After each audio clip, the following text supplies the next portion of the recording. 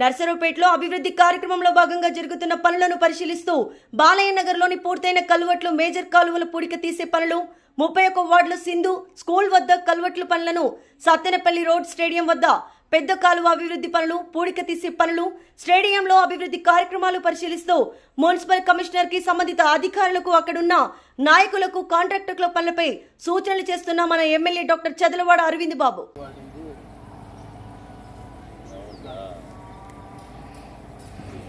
చేయించారు ఆ రోజు.